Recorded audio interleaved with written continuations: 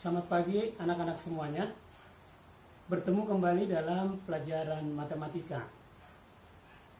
Sebelumnya kita sudah pelajari tentang pecahan, pecahan senilai, pecahan campuran, pecahan desimal.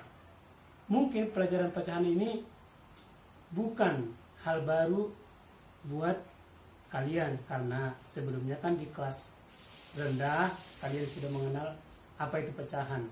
Pecahan itu adalah sesuatu bilangan yang dapat dinyatakan A per B. Berarti yang di atas adalah pembilang dan yang di bawah adalah penyebut. Kali ini kita akan belajar tentang operasi penjumlahan dan pengurangan pecahan. Kita akan langsung aja ya. Sama saja sebenarnya. Kalau dia penyebutnya sudah sama, kita tinggal jumlahkan. Tetapi kalau penyebutnya masih berbeda, maka kita akan samakan dulu penyebutnya, baru kita jumlahkan. Oke, mari kita lihat ke sini. Operasi penjumlahan dan pengurangan pecahan. Kita buat contoh dulu ya. Kita langsung aja ke contoh soal. Contoh soal.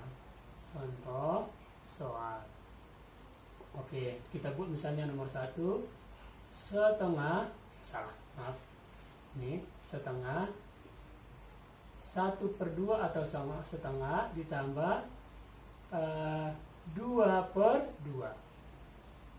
Ini kan penyebutnya sama. Kalau penyebutnya sama, kita bisa langsung jumlahkan. 1 ditambah 2 adalah 3.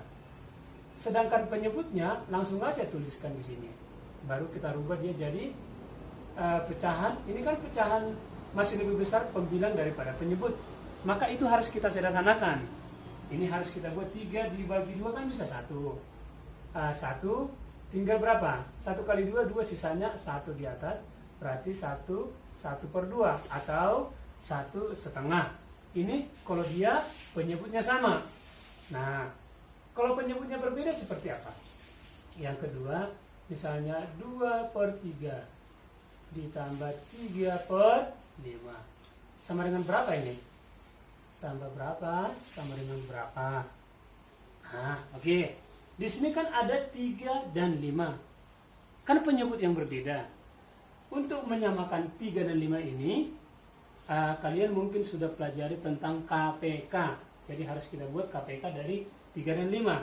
Tapi kalau belum paham, kita cari perkalian 3 dan 5 yang sama. Misalnya perkalian 3 sama dengan 3, 6, 9, 12, 15, dan seterusnya. Sedangkan perkalian 5 sama dengan 5, 10, 15, 20, dan seterusnya. Ada nggak bilangan yang sama di perkalian 3 dan perkalian 5?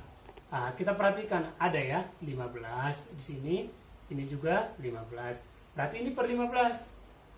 Ini per 15. Tentu hasilnya per 15. Sekarang kita lanjutkan. 15 dibagi 3 berapa? 15 dibagi 3 berarti 5. 5 dikalikan dengan pembilang ini. 15 bagi 3, 5 kali 2 kan 10. Nah, sekarang yang ini 15 dibagi 5 berapa? 3. 3 dikali 3 berarti 9. Maka hasilnya adalah, karena penyebutnya sudah sama, kita tinggal jumlahkan. 10 ditambah 9 berapa? 19 per 15. Atau masih bisa ini disederhanakan. 19 dibagi 15 bisa berapa? 1. 1 kali 15, 15. 19 kurang 15 berapa? 4 per 15. Nah, itu kalau dia berbeda. Kalau dia berbeda penyebutnya. Nah, atau kita buat contoh satu lagi, yang ketiga. Misalnya kita buat 1/4 ditambah 3/6 misalnya. Berapa ini? Sama dengan per berapa? Kita cari perkalian 4 itu berapa aja? Perkalian 4 4, 8, 12, 16. Sedangkan perkalian 6 berapa? 6, 12, 18. Ada nggak di antara perkalian 6 dan perkalian 4 dan 6 yang sama? Ada di 12 dia kan? Di sini ada 12. Maka kita buat ini per 12. Ini per 12, hasil 3. 3 kali 1 tetap 3. 12 bagi 6 berapa? 2. 2 kali 3, 6. Maka hasilnya berapa? 3 tambah 6, 9. 9 per 12. Masih bisa ini disederhanakan. Kenapa bisa disederhanakan? Karena ini masih bisa dibuat kepada pecahan senilai. Sama-sama dibagi 3. 9 bagi 3 ini sama-sama bagi 3. 9 bagi 3, 3. 12 bagi 3, 4. Ini adalah model penjumlahan pecahan. Terus pengurangannya seperti apa? Pengurangannya sama. Nah, pengurangannya sama juga. Misalnya kita buat yang pengurangan ya. Pengurangan pecahan. Pengurangan pecahan. Nah, kita buat contoh misalnya 2/3 dikurang misalnya 1/4 sama dengan berapa? 3 dan 4. Kita coba lagi.